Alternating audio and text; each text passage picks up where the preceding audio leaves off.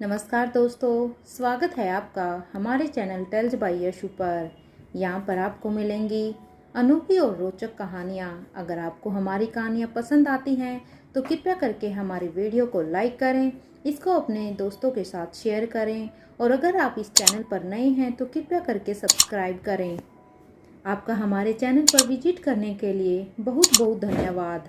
चलिए आज की कहानी का सफ़र शुरू करते हैं। एक नए नन्हे मेहमान के आने से पूरे ही गुलेरिया परिवार के बीच हंसी खुशी का माहौल था। कुछ ही देर के में सभी सदस्य अपने अपने प्रियजनों को यह खुशखबरी देने में व्यस्त हो गए थे। तभी अनिका उन सभी के बीच से निकलकर दूसरी ओर चली जाती है। रोहित का ध्यान अनिका पर ही था। जैसे ही वह अनिका के पीछे जाने लगता है तभी उसे सिद्धार्थ रोक लेता है और उसे धन्यवाद देने लगता है। मिस्टर रोहित मारवा, मैं तुम्हारा जितना भी थैंक यू कहूँ उतना ही कम है। आज आकाश हमारे बीच में है और वह सिर्फ अनिका की वजह से नहीं बल्कि उसमें तुम्हारा भी योगदान है। तुम हर कदम पर उसके साथ खड़े रहते हो।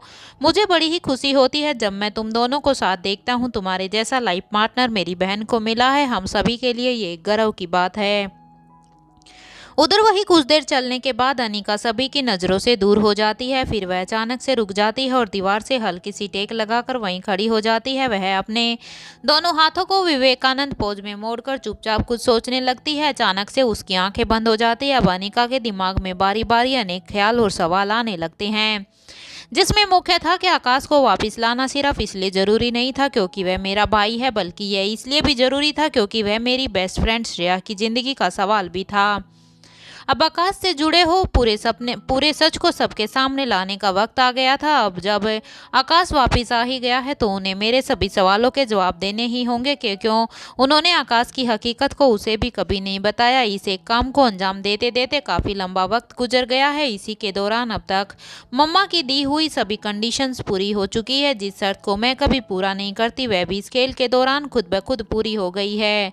रोहित मेरी जान बचाने के लिए मौत के आगे आकर खड़ा हो गया। अब वह भी यह मान चुकी है कि रोहित के लिए उसकी अनिका उसकी ज़िंदगी की खुद की ज़िंदगी से ज़्यादा ज़रूरी है। मन में यह सब ख्याल आते ही उसकी आंखें झट से खुल जाती है, मानो कि किसी बुरे ख्याल ने उसकी नींद तोड़ दी हो। अब वह मन ही मन खुद से कहती है, मैं जानबूझकर रोहित को ऐसा कभी नहीं करने देती। लेकिन अब जब खुद ही यह भी हो गया है तो अब मम्मा को मेरे हर सवाल का जवाब देना होगा। उन्हें दुनिया के सामने अपनी पहचान उजागर करके वापस पापा और हम सभी के साथ रहना होगा। जब मम्मा मुझे मिलेंगी तो मैं अब अपने हर सवाल का जवाब उनसे लूँगी और उन्हें मेरे हर सवाल का अब जवाब देना ही होगा, वो भी बिना किसी पहेली के। अभी अनिका यह सब सोच ही रही थी कि तभी डॉक्टर की एक टीम अनिका के पास आकर खड़ी हो जाती है। अनिका का ध्यान सहसा ही टूट जाता है। अनिका अब तक जो भी कुछ सोच रही थी अब अनिका अपने ध्यान से बाहर आती है। तभी सामने खड़ी सीनियर डॉक्टर मिस नारंग मुस्कुराते हुए अनिका की तरफ हाथ बढ़ाते हुए कहती है, कांग्रेचुलेशंस डॉक्टर। बदले में अब अनिका भी उनकी ओर अपना हाथ बढ़ा देती है और हैरानी से उनकी तरफ देखती है क्योंकि वह जानना चाहती थी कि उसे यह बधाई किस लिए दी जा रही है। क्योंकि यहाँ पर अनिका को खुद भी समझ में नहीं आता कि यहाँ पर डॉक्टर नारंग ने उसे कॉन्ग्रेचुलेशन क्यों कहा था। तभी मिस नारंग अपनी उसी बड़ी सी मुस्कान के साथ अपनी बात को आगे बढ़ाते हुए कहती है, हम सभी बेहद खुश हैं। Finally you got your memory. आप नहीं जानती कि आपकी याददाश्त और काबिलियत इंसानियत के लिए कितनी ज़रूरी है। यह जानना हो तो कोई हमसे पूछे। मिस नारंग की खुशी उनके चेहरे पर बयान हो रही थी। पीछे खड़े बाकी सभी डॉक्टर भी इतने ही खुश नजर आ रहे थे। उन्हें देखकर ऐसा लग रहा था जैसे मानो कि उन्होंने कोई बड़ी ट्रॉफी हासिल कर ली हो। वह सभी बारी बारी अनिका को बधाई देने लगते हैं कि तभी करण गुलेरिया भी वहीं आकर खड़े हो जाते हैं। मिस नारंग यहाँ पर करण गुलेरिया को देखकर कहती है, हेलो मिस्टर गुलेरिया। करण गुलेरिया भी बदले में हल्की सी गर्दन हिलाकर मुस्कुराहट के साथ पूछते हैं, डॉक्टर अब आकाश की तबीयत कैसी है और आपके हिसाब से वह कितने दिनों में ठीक हो जाएगा।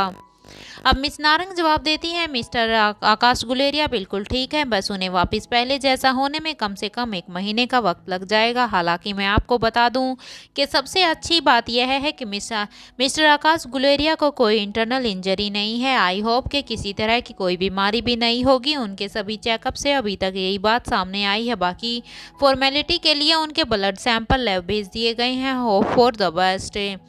ठीक इसी वक्त प्रीति भी अब वहाँ पर आ जाती है और डॉक्टर की कही हुई लाइन सुन लेती है। अब वह हैरानी से कहती है, 1 महीना यह बहुत ज़्यादा नहीं है। प्रीति की आवाज़ सुनकर सभी उसी ओर देखने लगते हैं। प्रीति के चेहरे पर हैरानी थी। अपनी बात कहने के बाद वह अनिका की तरफ देखने लगती है।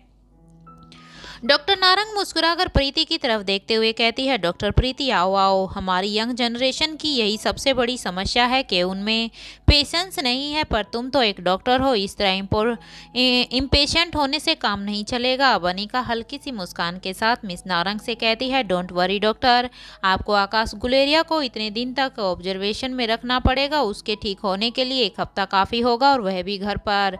हम आज ही आकाश को साथ ले जाएंगे। अनिका किस बात पर? अब मिस नारंग मुस्कुरा कर कहती है, इसलिए मैंने कहा कि पूरी ह्यूमैनिटी को आपकी ज़रूरत है। आई एम श्योर कि अगर आप यह कह रही हैं तो ऐसा ही होगा। आप खुद आकर एक बार मिस्टर आकाश गुलेरिया को क्यों नहीं देख लेती, इससे हमें भी शायद कहीं ना कहीं तसल्ली हो जाएगी। अब अनिका भी यहाँ पर डॉक्टर नारंग की बात में अपना सिर हाँ में हिला देती हैं।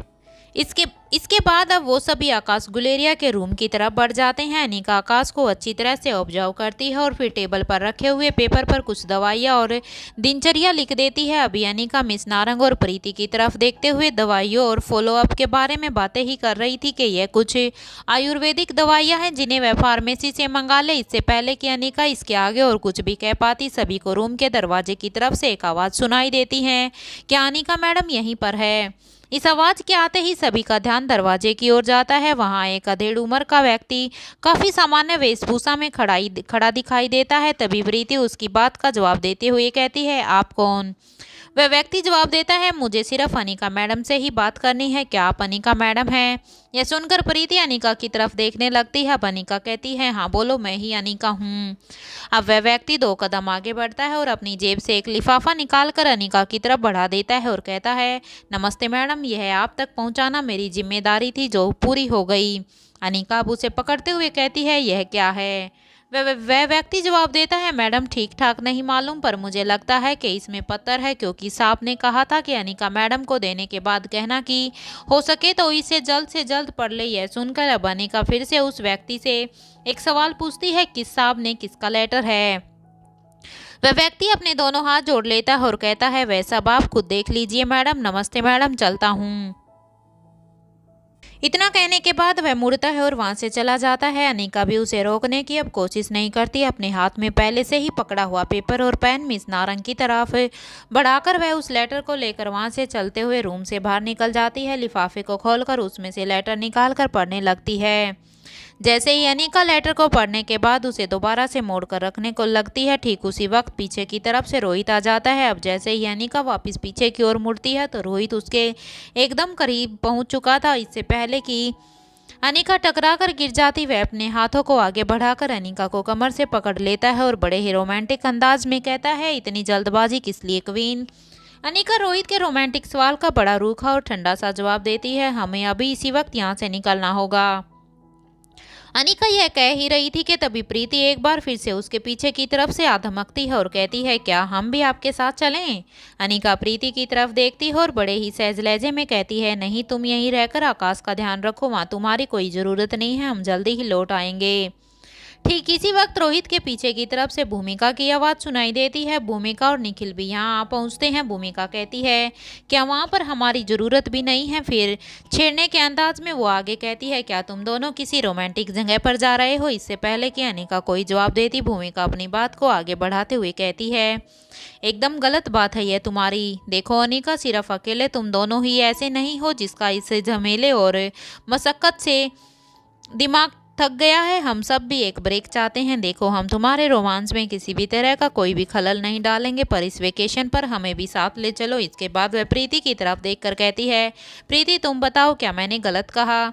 भूमिका की यह बात सुनकर प्रीति थोड़ी सी झिझक महसूस करती है। बेशक उसके लिए अनिका के मायने कुछ और ही थे, लेकिन फिर भी वह उसके लिए एक ऐसी बड़ी बहन थी जो माँ की जगह होती है। अगर यही बात भूमिका ने रोहित और अनिका की गैर मौजूदगी में पूछी होती तो प्रीति कोई अच्छा जवाब देती, लेकिन इस वक्त वह एक पल के लिए सुन रह जाती है। फिर झट से उसके दिमाग की बत्ती जलती है और वह जवाब देती है, इस बात का जवाब मुझसे बेहतर निखिल भैया दे सकते हैं, आप उन्हीं से पूछिए ना। अब इससे पहले कि यह बात और भी आगे बढ़ती है, अनिका हाथ में पकड़ा हुआ लेटर भूमिका की तरफ बढ़ा देती है। भूमिका अनिका की तरफ देखती है और लेटर को इस तरह पकड़ती है जैसे कि किसी नई मुसीबत को हाथ में ले रही हो। फिर झट से लेटर को खोलकर मन ही मन पढ़ने लगती है। जैसे ही वह शुरू की कुछ लाइनें पढ़ती है तो कहती है, वाह वाह, क्या बात है, इतना लिखने वाला तो कोई दिलेर ही हो सकता है जिसे जिंदगी का कोई मोह ना हो। इसके बाद कुछ ही पलों में पूरा पत्र पढ़ डालती है और अंत में अनिका की तरफ देखते हुए कहती है, यह तो एकदम गलत बात है, कोई अपने साथ ऐसा कैसे कर सकता है, यह कानूनन अपराध है। भूमिका की बात सुनकर अब रोहित के चेहरे के भी भाव बदल जाते हैं। भूमिका रोहित का चेहरा देखने के बाद अब अनिका की ओर देखकर कहती है, क्या तुम्हारे मिस्टर मारवा ने यह लेटर नहीं पढ़ा? अनिका बिना कुछ कहे ना में अपनी गर्दन हिला देती है। भूमिका लेटर को नीचे करते हुए कहती है, हाँ तो यह इसके पढ़ने की चीज़ भी नहीं है। फिर एक पल की खामोशी के बाद फिर से अनिका की तरफ देखकर कहती है, क्या सच में तुम यह रोहित को नहीं दिखाने वाली हो? अनिका बिना कुछ कहे एक लंबी गहरी सांस लेती है, फिर बिना कुछ कहे अपनी एक हाथ की हथेली को आगे करते हुए भूमिका से उस लेटर को ले लेती है और कहती है, वह इसे गाड़ी में पढ़ लेंगे, फिलहाल हमें आगे बढ़ना चाहिए। इसके बाद अनिका बिना कुछ कहे प्रीति को वहीं रुकने के लिए इशारा करती है और भूमिका निखिल को साथ आने की इजाज़त दे देती है। जैसे ही वो सब हॉस्पिटल से बाहर बढ़ने लगते हैं, अब्दुल और चिराग भी बिना किसी देरी के पूरी सिक्योरिटी के साथ उनके साथ चल पड़ते हैं। यहाँ पर रोहित और अनिका दोनों ही आकाश से बात करना चाहते थे, लेकिन इस वक्त वह बात करने की स्थिति में नहीं था। इस वक्त उसके लिए एक शब्द बोल पाना भी बेहद ही मुश्किल था। उसका शरीर इतना कमज़ोर हो चुका था कि सिवाय हड्डियों के ढांचे के उसमें कुछ भी नहीं था। उसकी सारी शक्ति जैसे खत्म हो चुकी थी। आकाश केवल अपनी सांसों को थामे किसी उम्मीद में जिंदा था। अच्छी बात यह बस यही थी कि उसकी इच्छा शक्ति ने उसे किसी भी तरह की अनहोनी होने से बचा लिया था। आकाश का वापस मिल जाना ही सभी के लिए बड़ी खुशी की बात थी। इसके अलावा एक और खुशी ने नवजात शिशु के रूप में गुलेरिया परिवार के दरवाजे पर दस्तक दे दी थी। अगर यह दो खुशी सामने आ जाती तो गुलेरिया परिवार का हर सदस्य आकाश की ऐसी हालत पर खुद को रोने से रोक नहीं पाता। हर सदस्य अपने आप को इसलिए संभाले हुए था ताकि उनका रोना देखकर सामने वाले कमजोर न पड़ जाएं। इस वक्त आकाश और श्रेया दोनों के ही सामने खुशनुमा माहौल बनाए रखना उनकी नैतिक जिम्मेदारी थी। अनिका आकाश को छोड़कर जाना नहीं चाहती थी, लेकिन जाना बेहद ही जरूरी था। इसलिए प्रीति को आकाश की जिम्मेदारी सौंपकर वह रोहित के साथ अपने नए काम को अंजाम देने के लिए आगे बढ़ जाती है। स्वाति की सीक्रेट लैब। यह स्वाति की एक रिसर्च लैब थी जो एक अंडरग्राउंड लेकिन बेहद ही अत्याधुनिक जगह थी। हर तरफ ऐसी ऐसी मशीनें रखी गई थी जिन्हें देखकर यह समझ पाना भी मुश्किल हो कि उनका उपयोग क्या है और उन्हें प्रयोग किस प्रकार किया जाता है। उनकी क्षमता व कार्यशैली गजब की थी। इनमें से कुछ अधिकतर मशीनें स्वचालित थी जिनमें किसी भी प्रकार की आवाज़ या शोर जैसी कोई दुविधा नहीं थी। कुछ अपनी ही जगह पर रखी हुई अपने अपने कार्य में जुटी हुई थी, जबकि कुछ मशीनें इस जगह से दूसरी जगह पर हिलती हुई दिखाई दे रही थी। यहाँ पर मौजूद ज्यादातर सभी मशीनें स्वाति की अपनी रचनाएं थी। इन्हीं सब के बीच में फर्श पर रखी हुई एक गोल सी आकृतिनुमा बड़ी सी डिवाइस के सामने स्वाति खड़ी दिखाई दे रही थी, जिसके हाथ लगातार तेजी से चलते हुए दिखाई दे रहे थे। इस गोल डिवाइस से निकलने वाली रेंज से अलग अलग तरह की आकृतियां बनती बिगड़ती दिखाई दे रही थी, जिन्हें स्वाति एक के बाद एक स्वाइप करती हुई नजर आ रही थी। ध्यान से देखने पर पता चलता है कि वह लगातार किसी चीज का पीछा कर रही थी। इसी समय वहां पर बूढ़े बाबा दिखाई देते हैं जो स्वाति के पीछे की ओर से ही लैब के किसी दूसरे हिस्से से अपना काम खत्म करके आते हुए जान पड़ रहे थे। दरअसल वह अपनी किसी इनोवेशन को लेकर स्वाति से कुछ बात करना चाहते थे। वह स्वाति के नजदीक पहुंचकर उससे करीब 10 कदम की दूरी पर ही रुक जाते हैं। इसी तरह खड़े रहकर कुछ पलों तक स्वाति के काम को देखते हैं और समझ जाते हैं कि इस वक्त वह क्या करने की कोशिश कर रही है। कुछ ही देर में उन्हें इस बात का एहसास हो जाता है कि स्वाति को उनके आने की आहट का अभी तक कोई भी आभास नहीं हुआ है। इसलिए वह खुद स्वाति से कहते हैं, क्या हुआ स्वाति मैडम, क्या लोकेशन ट्रेस करने में परेशानी आ रही है? आप पिछले कई घंटे से खुद ही इस काम में लगी हुई हैं, आप थक गई होंगी, आप आराम कर लीजिए, तब तक इसे मैं देख लेता हूँ। स्वाति अपने सामने चल रही विजुअल इमेज से नजरें हटाए बिना ही जवाब देती है, ना तो कोई परेशानी आ रही है और ना ही मैं थकी हूँ। क्या आप ठीक हैं? बूढ़े बाबा जवाब देते हैं, हाँ बिल्कुल ठीक हूँ, मुझे अब तक कुछ नहीं हुआ तो अब क्या होना है, पर आप कुछ ठीक नहीं लग रही हैं। स्वाति अपने काम पर से बिना निगाह हटाए आगे कहती है, कल रात क्या हुआ है, अब तक सारी खबर मिल ही गई होगी। अब बूढ़े बाबा जवाब देते हैं, हाँ दुश्मन की एक और शिकस्त हुई। जितनी आसानी से बूढ़े बाबा ने यह बात कही थी कि स्वाति पलटकर उनकी तरफ देखकर पूछती है, क्या यह सिर्फ दुश्मन की शिकस्त है, क्या हमारा कोई नुकसान नहीं? बूढ़े बाबा बेहद ही नरमी से जवाब देते हैं, हाँ गुलेरिया परिवार का नुकसान हुआ है तो उसे आप अपना नुकसान कह सकते हैं और इसके लिए शोक भी मना सकती हैं। स्वाति पलटकर कहती है, क्या आपको कोई दुख नहीं? बूढ़े बाबा उतनी ही नरमी से फिर जवाब देते हैं, नहीं मैडम, हमारे पेशे में रोग और शोक दोनों के लिए कोई भी जगह नहीं है मैडम। दोनों ही बेमौत मरने को निमंत्रण देते हैं दुश्मन के लिए। सहानुभूति को बेवकूफ़ी से ज़्यादा कुछ नहीं कहा जा सकता। बूढ़े बाबा की इस बात पर स्वाति उनकी तरफ देखती है और फिर गहरी सोच में चली जाती है। इधर जस्ट सेफ हॉस्पिटल में रोहित और अनिका के बाहर पहुंचने से पहले ही उनकी गाड़ियां उनके इंतजार में कतार में आ खड़ी होती हैं। रोहित आगे बढ़कर अनिका के लिए गाड़ी का दरवाज़ा खोलता है। अनिका पीछे वाली पैसेंजर सीट पर बैठ जाती हैं। रोहित गाड़ी में बैठने के लिए दूसरी तरफ जाने लगता है। निखिल बैठने के लिए दूसरी गाड़ी की तरफ आगे बढ़ता है कि तभी भूमिका उसका हाथ पकड़ लेती है और कहती है, रुको, मैं अनिका के साथ ही जाऊंगी, तुम भी हमारे साथ ही आ जाओ। भूमिका की बात सुनकर रोहित अपनी जगह पर ही रुक जाता है और उसकी तरफ देखता है। भूमिका रोहित पर कोई भी ध्यान नहीं देती और जल्दी से अनिका की गाड़ी का दरवाज़ा खोलती है और उसके साथ बैठ जाती है।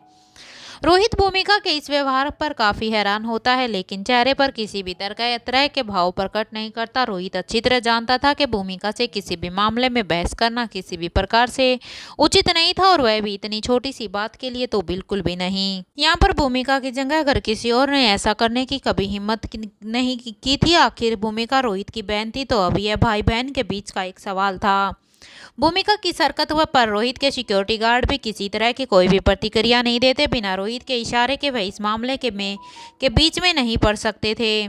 अभी रोहित अपनी जगह पर खड़ा सोच ही रहा था कि तभी भूमिका गाड़ी के शीशे को नीचे करती है और उसमें से गर्दन बाहर निकाल कर रोहित से कहती है, हमें देखते ही रहोगे या अंदर भी आओगे? आगे वाली पैसेंजर सीट पर बैठ जाओ। इससे पहले कि रोहित कुछ भी कह पाता, निखिल भूमिका से कहता है, आप लोग चलिए, मैं दूसरी गाड़ी में आता हूँ। अब रोहित अपनी तर्जनी उंगली और अंगूठे को अपने माथे पर रख लेता है और फिर अगले ही सेकंड निखिल को रोकते हुए कहता है, क्या तुम हमारे लिए गाड़ी ड्राइव करना चाहोगे? यह सुनकर निखिल अपनी ही जगह पर रुक जाता है। निखिल पहले ही भूमिका की हरकत पर असमंजस की स्थिति में था। अब रोहित की इस बात पर उसे थोड़ी सी झिझक महसूस होती है। उसे समझ ही नहीं आता कि वह क्या करे। फिर वह बिना कुछ सोचे समझे हाँ कर देता है। वैसे भी रोहित को इनकार करने का सवाल ही नहीं उठता था। अब रोहित मारवाड़ ड्राइवर को इशारा करता है। ड्राइवर बाहर निकलकर एक और खड़ा हो जाता है। अब निखिल आगे बढ़ता है और ड्राइवर सीट पर बैठ जाता है, रोहित उसके साथ वाली पैसेंजर सीट पर। निखिल अभी भी मन ही मन इसी सवाल में उलझा हुआ था कि भूमिका को ऐसा करने की क्या ही जरूरत थी। वह दोनों दूसरी गाड़ी में आराम से साथ चल सकते थे। निखिल के मन में यह विचार इसलिए नहीं आ रहे थे कि उसे ड्राइव करना पड़ रहा था, बल्कि इसकी वजह यह थी कि उसे भूमिका के साथ कुछ पर्सनल वक्त मिल जाता। इसके अलावा रोहित का व्यक्तित्व ही ऐसा था कि किसी के लिए भी बिना किसी झिझक के उसके साथ बैठना बेहद ही मुश्किल होता था।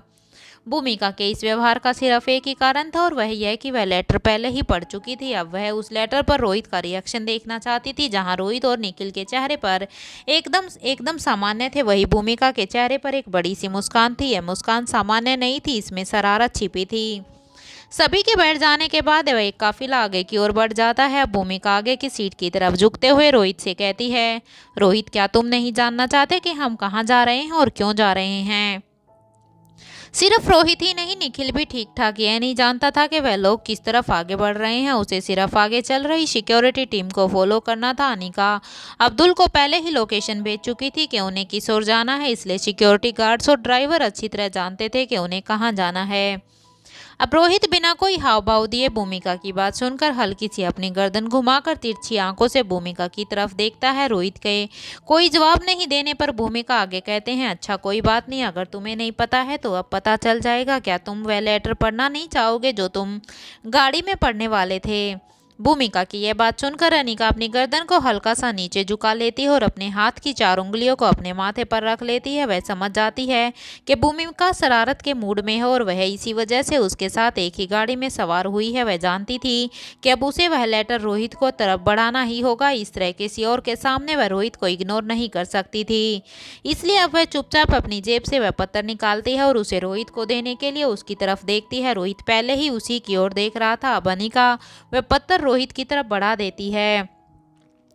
रोहित चुपचाप उस लेटर को ले लेता है और वापस आगे की ओर चेहरा करके बड़े ही शांत भाव से उसे खोलकर पढ़ने लगता है। पत्र में लिखा था, अनिका जी, जब मैंने पहली बार आकाश की बहन अनिका को देखा था, उससे पहले ही उसकी तारीफें सुन कर मैं उसके प्यार में पड़ चुका था। अब मुझे यह कहने में कोई डर नहीं है कि मैं आपसे बेइंतहा मोहब्बत करता हूँ।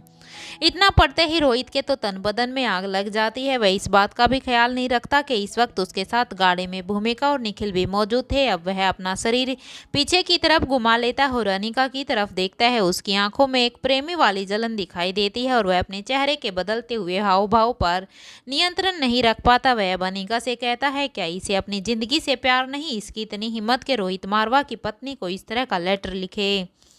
रोहित के ऐसा कहते ही भूमिका के चेहरे की मुस्कान और भी बड़ी हो जाती है। अनिका शांति से रोहित की तरफ देख रही थी और कोई जवाब नहीं देती, क्योंकि वो अच्छी तरह जानती थी कि भूमिका इसी पल के इंतजार में उनके साथ आई है और वह रोहित को परेशान करने का कोई भी मौका नहीं छोड़ेगी।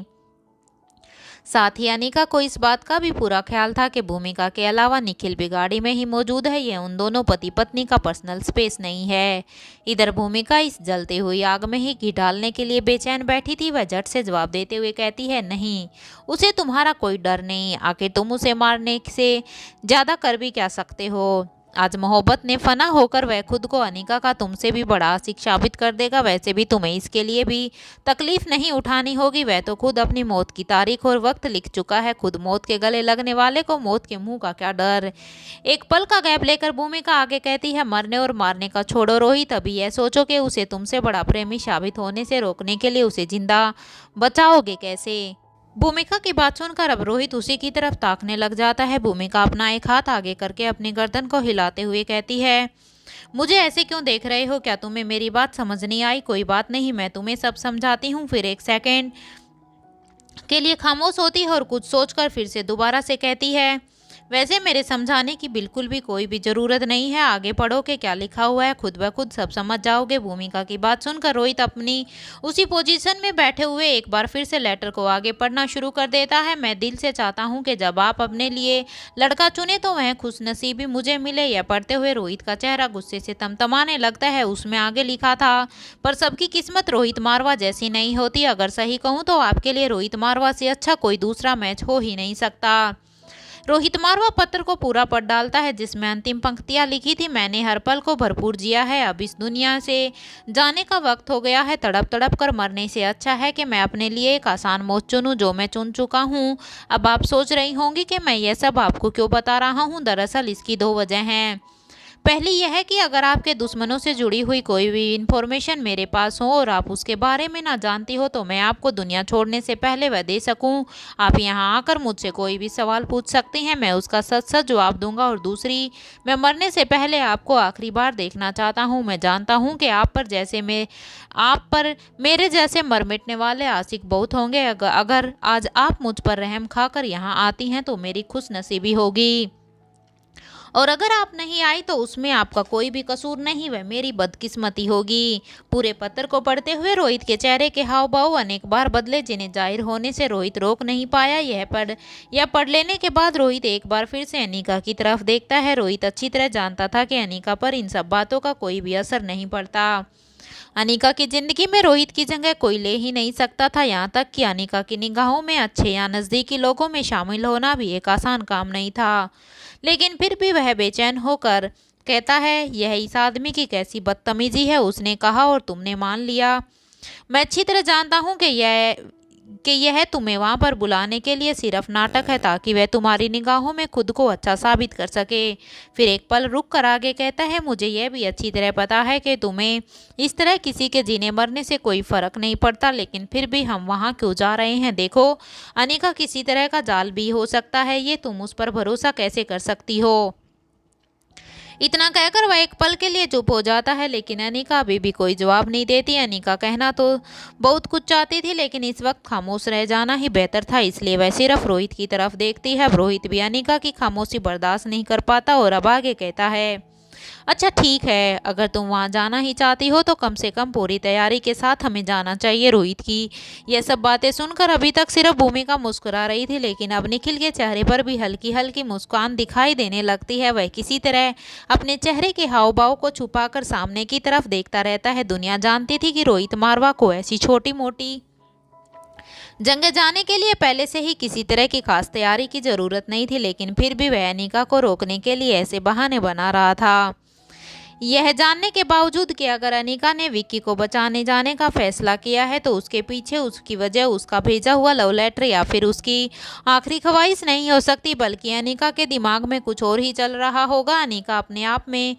रोहित अपने आप में ही काफ़ी ज़्यादा असहज महसूस कर रहा था। रोहित की बात सुनकर भूमिका पहले एक नज़र रोहित की तरफ देखती है और फिर अनिका की तरफ चेहरा करते हुए कहती है, रोहित बिल्कुल सही कह रहा है, तुम्हें उसकी बात पर ध्यान देना चाहिए। वहाँ कोई जाल बिछा हो सकता है। माना कि तुम दोनों अपने आप में ही दो बड़ी पलटन हो और तुम्हारी सिक्योरिटी टीम ना तो तोड़ी जा सकने वाली है और ना ही लोहे की दीवार जैसी है, लेकिन फिर भी तुम दोनों इस तरह बिना तैयारी के अचानक से कहीं कैसे जा सकते हो। फिर एक पल रुक कर रोहित की तरफ देखकर दोबारा से कहती है, पर रोहित तुम्हें भी समझना चाहिए, अनिका कभी नहीं चाहेगी कि कोई प्यार करने के मामले में तुमसे आगे निकल जाए, इसलिए उसकी जान बचाना बेहद ही जरूरी है। इस वक्त भूमिका के चेहरे पर हल्की हल्की हंसी थी। रोहित को यह समझने में अब और देर नहीं लगती कि भूमिका के दिमाग में क्या चल रहा था। रोहित बिना किसी देरी के अपने चेहरे के भाव पर काबू पा लेता है और वापस सीधा होकर बैठने के साथ साथ आगे की ओर देखने लगता है। रोहित ऊपर से शांत हो गया था, लेकिन उसके अंदर ही अंदर अभी भी तूफान उठ रहा था। वहीं भूमिका, निखिल और अनिका तीनों के चेहरे पर हल्की हल्की मुस्कान दिखाई दे रही थी। जैसे ही रोहित ने जाल बिछे होने की बात कही, वैसे ही अनिका को बीती रात का ख्याल हो आया। आकाश को दमयंती देवी के चुंगल से छुड़ाने के बाद जब वो लोग कुछ दूर निकल आए थे, तब एनी अपने काम को अंजाम देने के लिए गाड़ी से उतर जाती है। अब तक एनी और लक्ष्य में से किसी का कोई भी मैसेज या कॉल नहीं आया था। अब जहाँ एक और वह एनी और लक्ष्य से बात करना चाहती थी, वहीं दूसरी ओर वह जानना चाहती थी कि दमयंती देवी और उसके किले पर क्या बीती है। अनिका अच्छी तरह से जानती थी कि दमयंती देवी खामोश बैठने वालों में से नहीं है। अनिका को एक बार फिर से लच्छू का ख्याल हो आता है और वह अब फिर से अंदर ही अंदर फिर से बेचैन हो जाती हैं।